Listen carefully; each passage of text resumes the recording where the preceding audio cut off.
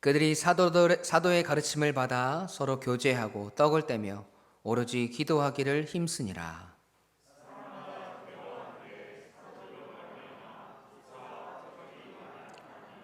믿는 사람이 다 함께 있어 모든 물건을 서로 통용하고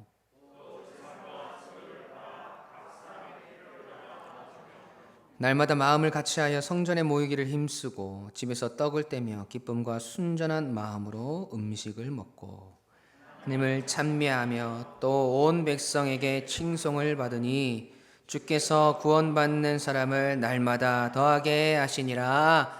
아멘. 살아계신 하나님의 말씀입니다. 오늘은 부흥의 발자취를 따라가다 8번째 시간, 오늘의 신앙을 살다 라는 말씀의 제목으로 함께 은혜를 나누기를 소원합니다. 우리는 지난 시간 이 성령의 강림의 사건을 통해서 마가의 다락방에 모여있던 사도들과 120명의 성도들이 성령의 충만함을 받고 또 베드로가 사람들 앞에 담대하게 나아가서 예수 그리스도에 대한 복음의 메시지를 전달했을 때 3,000명이나 되는 사람들이 회개하고 침례를 받은 모습을 우리가 보았습니다. 초대교회에 큰 부흥의 역사가 일어난 것이죠. 이 모든 일들을 하나님께서 계획하셨고 하나님께서 다 이루시는 모습들을 통해서 하나님 없이는 우리는 아무것도 아니고 하나님이 하시지 않으면 우리는 아무것도 못한다는, 아무것도 할 수 없는 존재라는 깨달음을 우리가 얻었습니다. 여러분, 그 은혜를 누리시면서 한 주간 여러분 승리하셨죠? 아멘. 오늘은 이 베드로의 설교를 듣고 회개하여서 침례를 받은 3,000명의 성도들과 제자들의 삶이 어떠한 모습으로 이어졌는지를 소개하고 있어요. 그들은 이제 공동체를 이루었고 교회가 되었습니다. 하나님의 은혜 가운데 예수 그리스도를 머리로 하여서 성령이 하나 되게 하심을 따라 살아가는 지체가 되었어요. 오늘 본문 42절 말씀 함께 읽도록 하겠습니다. 시작. 그들이 사도의 가르침을 받아 서로 교제하고 떡을 떼며 오로지 기도하기를 힘쓰니라. 아멘. 서로 교제하고 함께 식사를 나누고 함께 모여서 기도하는 공동체. 여러분, 사실 이 모습이 오늘 우리의 모습과 다를 것이 없지 않습니까? 그때나 지금이나 우리 교회 공동체는 이러한 초대교회의 모습으로 살아가고 있다는 거죠. 서로 교제하고 식사를 함께 나누고 기도하고 말씀을 듣고 예배를 드리고 예수님이 부활하셨고 하늘로 승천하시고 그리고 성령께서 강림하신 이후의 교회의 모습, 그리고 그때부터 지금까지의 교회의 모습은 여러분 변함이 없습니다. 우리가 초대교회로 돌아갑시다 라고 이야기하는 그 이야기의 핵심도 이런 것이지 않습니까? 온전한 교회의 본질, 기본, 그것을 우리가 다시 회복하고 그러한 삶으로 나아가자는 거지요. 그런데 여러분, 여전히 변하지 않는 것이 있어요. 그것이 무엇이냐면 바로 이 세상입니다. 여러분, 예수님이 부활하셨는데 하늘로 승천하셨는데 여러분, 세상이 달라졌을까요? 여러분, 세상은 달라진 것이 없었어요. 전혀 변하지 않았어요.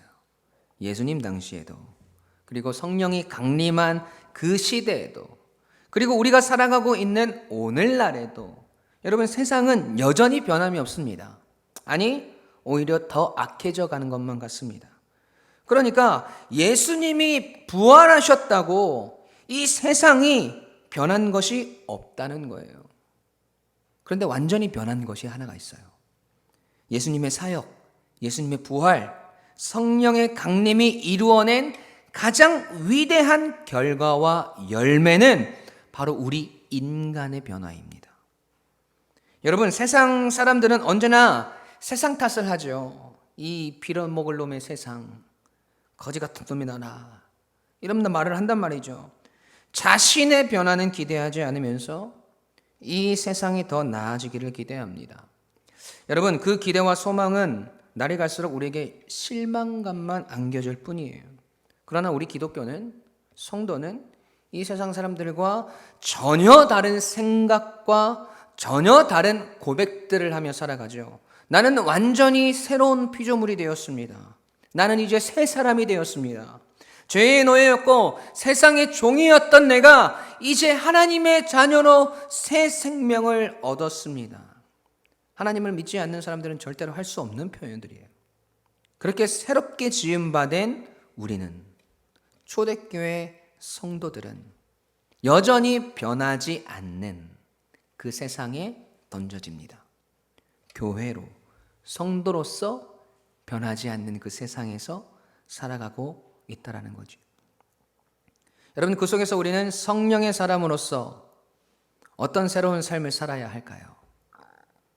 회개하고 침례를 받은 초대교회의 성도들, 120명의 성도들, 예수님의 제자들, 그들의 삶은 어떻게 변하였을까요?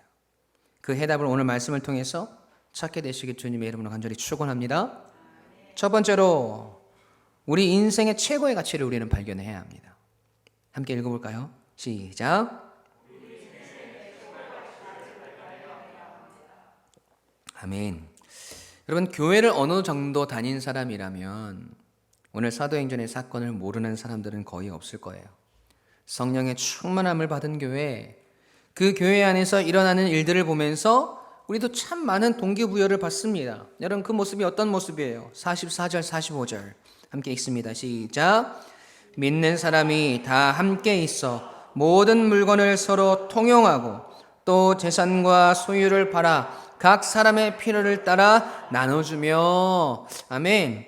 이 모습을 보면서 성령의 충만함을 받은 사람들은, 성령의 충만한 공동체는 그 속에서 이러한 나눔과 서로를 돌아봄이 있어지게 되어 있다고 말하면서 반드시 교회의 모습이 이뤄야 한다는 생각들을 우리가 가질 수 있어요. 여러분, 이러한 모습이 지금 우리의 삶에도 가능할까요? 지금 여러분의 집, 여러분의 건물, 우리 학생들 월세방의 보증금 다 빼서 우리 교회 공동체에 다 나눠주라고 하면 여러분 그렇게 하실 수 있겠습니까? 그러면 그렇게 하지 못한다면 우리는 성령 충만한 사람이 아닙니까? 여러분, 오늘 본문은 성령 충만한 사람들이 꼭 이렇게 살아가야 한다라는 정의를 우리에게 말씀해 주는 것이 아니에요. 성령의 강림 이후에 그들의 삶의 모습과 가치가 어떻게 변하여졌는지를 우리에게 교훈해 주고 있는 겁니다. 자, 그러니까 여러분 긴장하지 마세요. 여러분 거 다 내어놓으라고 안 해요. 땅 문서 가져와라 이렇게 안 하니까 걱정하지 마십시오. 제가 무슨 강도입니까? 자, 지금 베드로의 설교를 듣고 3,000명이나 되는 사람들이 회개하고 침례를 받았죠. 그리고 함께 교제하고 떡을 떼며 교회 공동체로서의 삶을 살아가고 있습니다. 그런데 지금 서로 모든 물건을 함께 나누어 쓰고 자신의 재산과 소유를 팔아서 각 사람들의 필요를 따라서 나누어지는 일들을 하고 있게 된 이유, 그 이유가 어디에 있느냐 하는 것이 포인트예요. 여러분 집중해서 잘 들으셔야 돼요. 지금 이 사건은 사람들이 성령 충만함을 받고 회개하고 침례를 받고 나서 막 그들 마음속에 사랑의 마음이 용솟음쳐서 불쌍한 사람들, 그리고 필요한 것들이 있는 사람들을 두고 볼 수 없게 되었다는 뜻이 아니에요. 지금 내 물건을 다른 사람에게 기쁨으로 나누어 주고 내 재산을 다 처분해서 다른 사람들 도와주는 일들을 하고 있다는 것은 그들에게 그 소유가 중요하다는 겁니까? 이제는 별로 중요하지 않은 것이 되었다는 겁니까? 그렇죠. 나에게 나의 소유가 이제 중요한 것이 아니다라는 것을 말해주고 있는 것이죠. 그러니까 그 물질적인 소유보다 그들이 더 중요한 무언가를 발견했고 그것을 소유한 존재가 되었다라는 거예요. 여러분, 제가 진짜 아끼는 코트가 하나 있다고 생각해 봅시다. 몇 년 동안 정말 애지중지하면서 아껴가면서 잘 입었어요. 이 옷은 나에게 핏도 너무나 완벽하고 색깔도 내가 예전부터 좋아했던 색상이에요. 이 옷은 내가 정말 찰떡궁합이야 하면서 이 코트는 내가 평생 입고 다녀야지 라고 생각을 했단 말이죠. 그런데 어느 날 백화점을 갑니다. 남성복 코너에 마네킹에 걸쳐져 있는 휘황찬란한 신상 코트를 보게 된 거예요.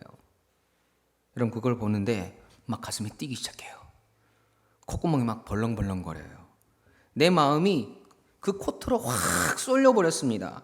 그것을 보는 순간 우리의 마음이 어떻게 됩니까? 돌아서요. 신상 코트로 마음이 돌아서서 나도 모르게 카드를 꺼내서 12개월 할부로 결제를 하고 있더라는 거죠. 그리고 집에 와서 그 옷을 막 들고 거울에 비춰보면서 야, 이 옷 진짜 이쁘다. 이 옷 언제 입지? 딱 내 스타일이야 생각하면서 기뻐한다는 거죠. 그러면서 드는 생각, 이제 저 오래된 코트는 누구 줘야 되겠다 하면서 쳐다보지도 않고 별로 입지도 않는다는 거예요. 더 멋진 코트가 있으니까, 이거 볼 때마다 내 마음이 더 기뻐지는 코트가 있으니까 이전에 내가 그렇게 좋아하고 아끼던 코트에 대한 마음이 남아있지 않더라는 거예요. 나에게 이제 더 이상 중요한 옷이 아니라는 거예요. 여러분 지금 사람들의 마음이 그런 겁니다. 더 중요한 것을 찾은 거예요. 더 중요한 가치가 그들 마음 가운데 생겼고 그것의 마음을 빼앗겨서 지금 서로의 물건을 통용하고 재산을 팔아 필요를 따라 나누어주는 일들이 일어나게 된 겁니다. 여러분 그 마음이 그러면 어떻게 생겼을까요? 아주 중요한 단서가 42절에 나와 있습니다. 함께 읽겠습니다. 시작. 그들이 사도의 가르침을 받아 서로 교제하고 떡을 떼며 오로지 기도하기를 힘쓰니라. 아멘. 그들이 사도들에게 무엇을 받아? 가르침을 받아 서로 교제하고 떡을 떼고 오로지 기도에 힘쓰고 자신들의 모든 물건을 통용하고 나누어주는 일들을 하고 있는 것이죠. 여러분 그럼 그 가르침이 무엇이었을까요? 아니 무슨 목사님은 20곡에도 아니고 왜 이렇게 질문을 많이 하실까 생각하실 수 있지만 그만큼 중요하니까 집중하라는 소리예요. 사도들이 예수님과 함께 지내면서 들었던 예수님의 가르침과 말씀들, 그리고 자신들이 경험했던 일들, 그것을 성령께서 기억하게 하셨고 깨닫게 하셨고 제자들에게, 사도들에게 가르쳐 주셨습니다. 하나님을 멀리 떠나 살고 하나님과 단절되었던 우리의 죄를 사하시기 위해서 예수님께서 이 땅에 오셨고 십자가를 지셨고 죽으신 지 사흘 만에 부활하셨고 하늘로 승천하셨고 그리고 가신 모습 그대로 이 땅에 다시 오실 것을 약속하신 예수 그리스도를 전했습니다. 그것을 가르쳤단 말이에요. 그리고 그들은 날마다 모여서 예배하고 기도하면서 다시 오실 예수님을 기다리고 있는 거예요. 주님이 다시 오신다고 하셨으니까 매일매일 예수님께서 오시기를 기다렸을 겁니다. 금방이라도 다시 예수님께서 오실 것 같은 기대감을 가지고 살았다라는 거예요. 예수님이 언제 오실지 모르는데 내 마음 같아서는 금방 오실 것 같은데, 그러니까 내가 가진 소유들, 내가 가진 물질들, 여러분 그것들이 하나도 중요하지 않은 것이 되는 것이죠. 예수님 오셔서 우리는 이제 천국 가면 되는데 지금 이 땅에서의 우리의 소유하고 있는 것들이 뭐가 중요하겠습니까? 여러분 그렇지 않습니까? 여러분 우리가 무인도에서 혼자 살고 있다고 생각해 보세요. 그런데 거기에 억만금의 현찰이 쌓여 있어요. 여러분 그게 무슨 도움이 됩니까 우리에게? 거기서는 그냥 먹고 사는 게 더 중요한 가치가 되는 겁니다. 수도 없이 쌓여 있는 돈다발은 그냥 휴지 조각에 불과해요. 아무 의미가 없는 거예요. 더 중요한 가치를 찾아서 사람들의 마음은 돌아서게 되어 있다는 겁니다. 지금 그들의 생에 가장 중요한 가치를 그 사람들은 새롭게 발견한 겁니다. 이것을 우리는 종말론적 신앙관이라고 말을 해요. 주님의 오심을 기다리는. 사실 이게 안 좋은 것이 아닌데 이 아름다운 신앙의 정신을 이단들이 너무나 잘 이용을 합니다. 몇 월 며칠 날 예수님 오신다고, 이 땅의 것이 뭐가 중요하냐고, 집 팔고 땅 팔아서 교회에 바쳐라고 해서 결국에는 자기 사리사욕 다 챙기고 그 꼬임에 빠져서 집 팔고 땅 팔았던 사람들은 다 망하고, 그런 일들이 실제로 세계 각지에서 또 우리나라에서도 일어났지 않습니까? 여러분, 우리의 삶은 반드시 끝이 있습니다. 여러분 알고 계시죠? 알고 있지만 우리가 인식하지 못하고 사는 것뿐입니다. 끝이 있다는 것은 그것이 절대적일 수 없다는 말이에요.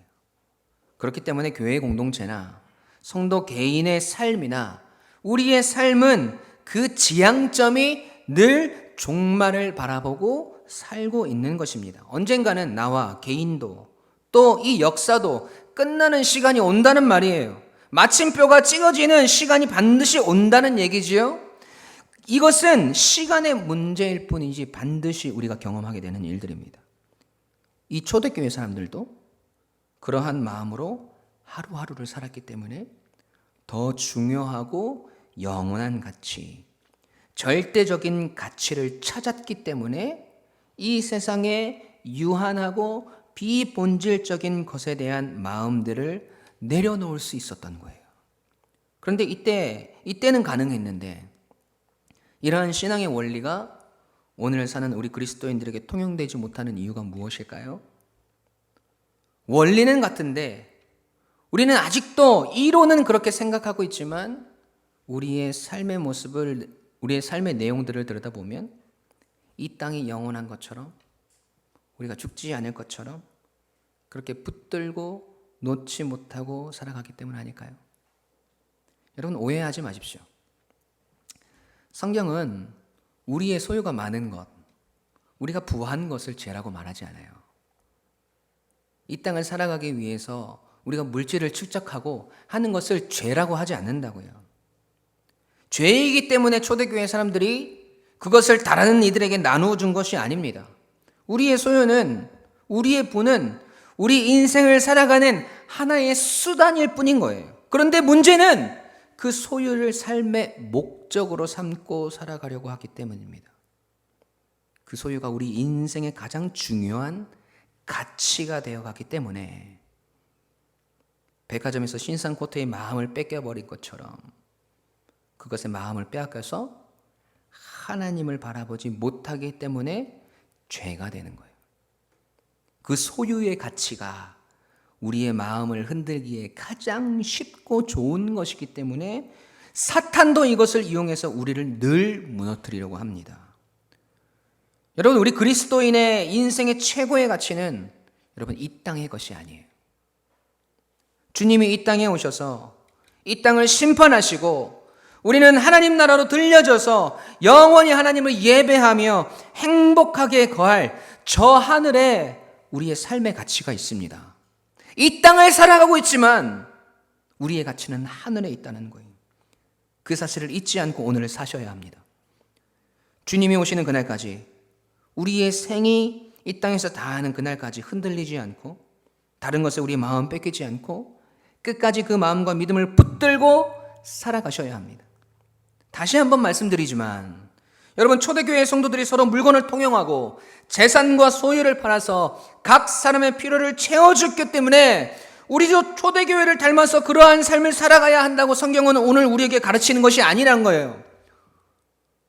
오늘 우리가 소유하고 있는 하나님의 구원, 예수 그리스도의 보혈의 은혜, 그 은혜가 우리에게 임하였음을 깨닫고 다시 오실 것이라고 약속하신 예수님을 기다리며 이 땅을 살아가며 우리가 영원히 거하게 될 저 하늘나라의 우리의 소망과 삶의 절대적인 가치를 두는 이들은 이 땅에서 하나님의 백성인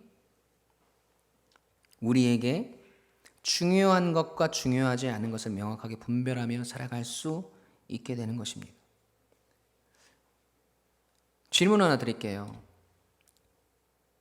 여러분의 인생의 최고의 가치는 어디에 있습니까?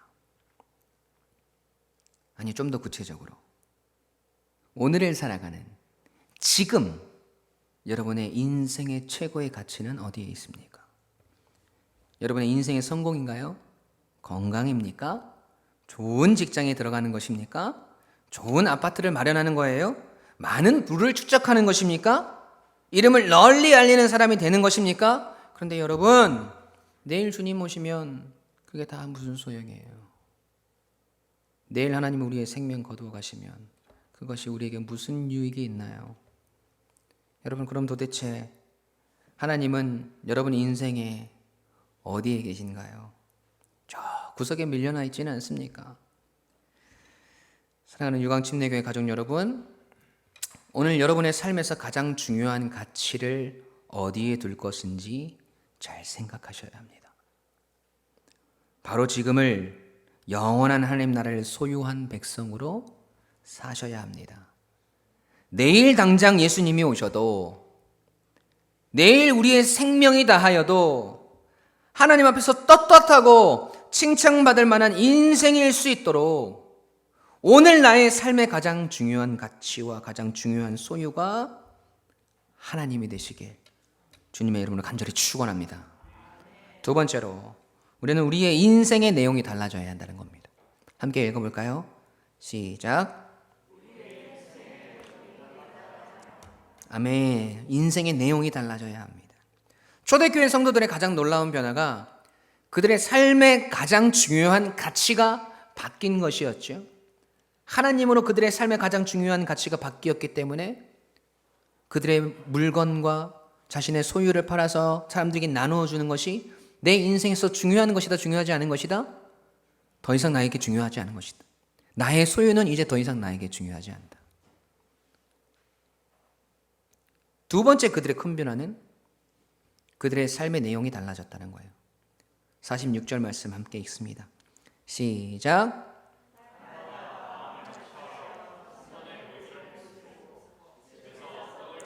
기쁨과 순전한 마음으로 음식을 먹고, 아멘. 여러분, 그들은 성령이 깨닫게 하심을 통해서 예수 그리스도의 복음과 그 가르침을 마음에 새겼습니다. 하나님을 인생의 최우선에 둔 그들의 삶은 당연히 어디를 가장 먼저 생각할 수밖에 없나요? 네, 하나님을 예배하고 하나님의 임재의 상징인 성전, 그래서 성전에 모이기를 힘썼습니다. 날마다 마음을 같이하여 성전에 모이기를 힘쓰고, 성전이라는 장소가 나오죠. 그리고 또 하나의 장소를 소개하고 있어요. 그곳이 어디입니까? 바로 집입니다. 집에서 서로 떡을 떼고 어떠한 마음으로? 기쁨과 순전한 마음으로 음식을 먹었다고 말합니다. 여러분, 여기서 말하는 기쁨과 순전한 마음이라는 것은요, 이 음식이 너무 맛있기 때문에 이 음식을 그냥 먹기에는 너무 아까워서 기쁘고 막 순결한 마음으로 이 음식을 대했다는 말입니까? 아니요. 그런 말이 아니에요. 46절에서 우리에게 가르쳐주고 싶은 것은 그들이 성전에 모여서 하나님을 기쁨으로 찬양하고 순전한 마음으로 하나님을 예배하는 그 모습이 어디에서도 여전히 똑같이 나왔다? 네, 가정에서도 집에서도 똑같은 모습으로 드러났다라는 거예요. 음식을 먹었기 때문에, 맛있는 음식을 먹었기 때문에 기쁘고 순전한 것이 아니라 하나님을 기뻐하고 순전함으로 하나님을 사랑하는 그 모습이 그들의 집에서도 여전히 나타났다는 거예요. 성전에서의 삶이 집으로 연결되었다는 것입니다. 여러분, 어느 교회에서 예배 마치고 난 후에 이제 담임 목사님이 성도들과 인사를 다 나누는데 엄마 손을 잡고 나오는 아이가 너무 이쁘더래요. 그래서 머리를 쓰다듬으면서 오늘 예배도 잘 드리고 너무 착하네, 하나님이 참 기뻐하시겠네 하고 칭찬을 해주셨답니다. 그랬더니 이 아이가 목사님에게 인사를 하면서 하는 말이 뭐냐면, 목사님, 저 교회에서 살고 싶어요. 매일매일 교회에 왔으면 좋겠어요 라고 하는 겁니다. 목사님이 깜짝 놀랐어요. 어떻게 이 아이가 이런 고백을 할 수 있을까? 정말 사무엘 같은 아이구나 하고 생각을 하고, 이 아이를 신학교에 보내야 하나 하고 속으로 심각하게 고민을 했다는 겁니다. 목사님이 그 이유가 너무 궁금해서 아이에게 물었대요. 왜 교회에서 살고 싶어? 교회가 그렇게 좋아? 목사님이 환하게 웃으면서 이야기했더니 아이가 그렇게 얘기하더래요. 교회에 오면 우리 엄마가 천사가 돼요. 집에서는 사탄 같거든요 라고 말한 거예요. 여러분, 이거 문제가 있는 거 아닙니까? 교회에 오면 그렇게 자비롭고 인자하고 웃음이 넘치는데 집에만 들어가면 소리치고 물건 집어던지고 이놈저놈 하면서 욕하니까, 그렇게 이중적인 삶의 모습을 가지고 있으니까 많은 사람들이 우리의 모습을 보면서 기독교를 싫어하는 것 아닐까요? 초대교회 사람들의 신앙의 모습은 여러분, 성전에서의 예배의 삶이 집에서도 여전히 이어졌다는 거예요. 하나님을 기뻐하고 순전한 마음으로 살아가는 그 모습이 교회에서 그들의 삶으로 연결되었다는 겁니다. 여러분, 우리가 얼마나 연기를 잘해요. 밖에서는 온갖 죄악된 모습으로 살아가고 이 세상 사람들과 전혀 구별되지 않는 모습으로 살아가면서 교회에만 오면 그렇게 신실하게 하나님을 믿는 사람으로 변하지 않습니까? 직분도 있고 교회에 다닌 지도 오래돼서 억지로 하기는 한다고 하더라도 여러분, 오늘 말씀처럼 기쁨으로 순전함으로 하지 못하는 일들이 비일비재하다는 거지요. 그러면 질문하실 수 있죠. 아니 목사님, 그래도 억지로라도 할 수 있는 것도 큰 믿음이지 않습니까? 네, 맞습니다. 여러분, 그것도 대단한 거예요. 저도 이 말씀을 전하면서 그래, 맞아. 버티는 것도, 견디는 것도, 억지로라도 살아보려고 애쓰는 것도 대단한 건데 라는 생각이 듭니다. 네, 그런 은혜를 주시는 때와 상황이 있으리라고 생각합니다. 그런데 오늘 이 예배를 통해서, 지금 말씀을 통해서 하나님께서 우리에게 알려주시잖아요. 우리에게 지금 알려주시는 거는 우리가 오늘을 그렇게 살아가라고 우리에게 말씀하시는 것이지 않습니까?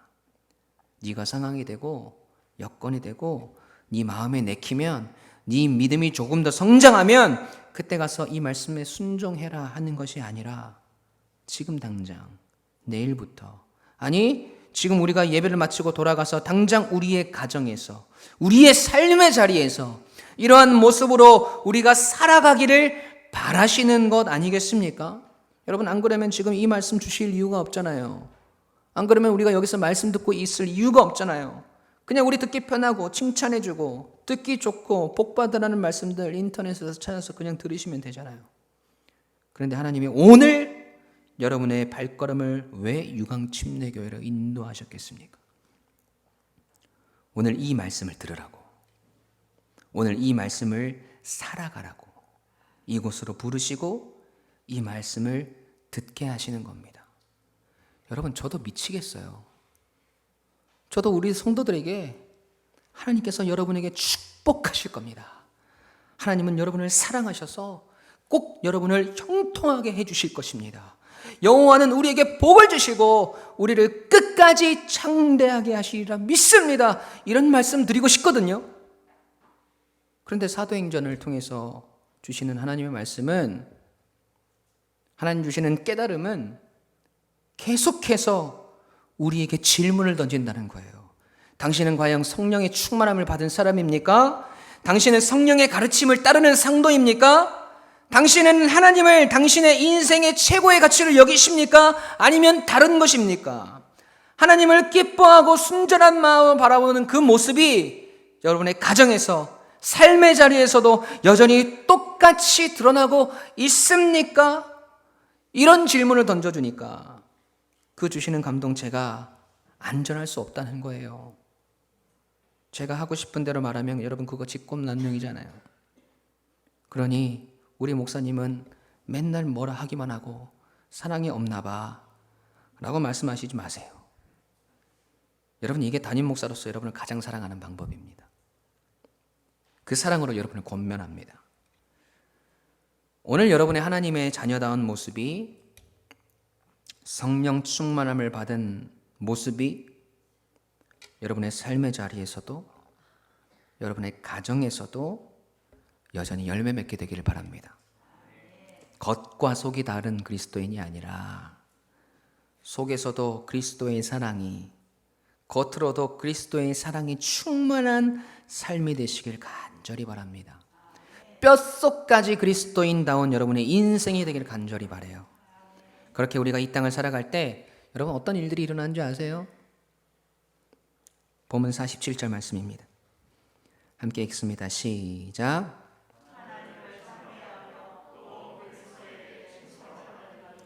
주께서 구원받는 사람을 날마다 더하게 하시니라. 아멘. 온 백성에게 칭송을 받으니, 우리를 보는 수많은 사람들에게 칭찬을 받고, 그리고 그렇게 예수 그리스도의 증인으로 살아가는 우리의 신앙과 삶의 모습을 통해서 주님께서 구원받는 사람들 날마다 더하게 하신다는 겁니다. 여러분, 이게 우리의 삶이어야 돼요. 때론 고단하고, 때론 소나를 보아야 하고, 때로는 힘에 겹고, 때로는 우리의 마음이 무너질 때도 수도 없이 있지만, 하나님은 우리에게 지금 너의 신앙과 삶이 분리되지 않는 기쁨과 순전함으로 하나 된 인생을 살아가라고 말씀하십니다. 그런 우리의 신앙과 삶의 모습을 통해서 구원받는 사람들을 날마다 더하게 하실 것이고, 우리 유광침례교회를 다시 부흥시키실 것이라고 하나님이 오늘 우리에게 말씀하시는 거예요. 여러분, 결단해 볼 만한 일 아닙니까? 아니, 결단해야만 하는 일 아닐까요? 말씀을 묵상하면서 오늘 저의 설교의 내용을 다 담고 있는 성경 구절을 발견했어요. 역시 해 아래 새 것이 없어요. 이미 하나님의 감동을 주셔서 사도 바울을 통해서 다 기록해 놓으셨더라고요. 이 말씀을 우리 함께 읽고 오늘 말씀을 마치려고 합니다. 좀 길지만 우리 함께 한 목소리로 말씀을 읽었으면 좋겠어요. 골로새서 3장 1절부터 17절까지의 말씀입니다. 오늘 말씀을 잘 기억하시면서 오늘 1절부터 17절까지 함께 읽습니다. 시작. 그러므로 너희가 그리스도와 함께 다시 살리심을 받았으면 위의 것을 찾으라. 거기는 그리스도께서 하나님 우편에 앉아 계시니라. 위의 것을 생각하고 땅의 것을 생각하지 말라. 이는 너희가 죽었고 너희 생명이 그리스도와 함께 하나님 안에 감추어졌음이라. 우리 생명이신 그리스도께서 나타나실 그때에 너희도 그와 함께 영광 중에 나타나리라. 그러므로 땅에 있는 지체를 죽이라. 곧 음란과 부정과 사욕과 악한 정욕과 탐심이니 탐심은 우상 숭배니라. 이것들로 말미암아 하나님의 진노가 임하느니라. 너희도 전에 그 삶 가운데 살 때에는 그 가운데서 행하였으나 이제는 너희가 이 모든 것을 벗어버리라. 곧 분함과 노여움과 악의와 비방과 너희 입을 부끄러운 말이라. 너희가 서로 거짓말을 하지 말라. 옛 사람과 그 행위를 벗어버리고 새 사람을 입었으니 이는 자기를 창조하신 이의 형상을 따라 지식에까지 새롭게 하심을 입은 자니라. 거기에는 헬라인이나 유대인이나 할렙하나 무할렙하나 야만인이나 스구디아인이나 종이나 자유인이 차별이 있을 수 없나니 오직 그리스도는 만유시요 만유 안에 계시니라. 그러므로 너희는 하나님이 택하사 거룩하게 사랑받는 자처럼 긍휼과 자비와 겸손과 온유와 오래 참음을 옷 입고 누가 누구에게 불만이 있거든 서로 용납하고 피차 용서하되 주께서 너희를 용서하신 것 같이 너희도 그리하고 이 모든 것 위에 사랑을 더하라. 이는 온전하게 매는 띠니라. 그리스도의 평강이 너희 마음을 주장하게 하라. 너희는 평강을 위하여 한 몸으로 부르심을 받았나니 너희는 또한 감사하는 자가 되라. 그리스도의 말씀이 너희 속에 풍성히 거하여 모든 지혜로 피차 가르치며 권면하고 시와 찬송과 신령한 노래를 부르며 감사하는 마음으로 하나님을 찬양하고 또 무엇을 하든지 말에나 일에나 다 주 예수의 이름으로 하고 그를 힘입어 하나님 아버지께 감사하라. 아멘. 오늘 이 말씀으로 살아가시는 사랑하는 성도님들 되시길 주님으로 간절히 축원합니다. 아멘.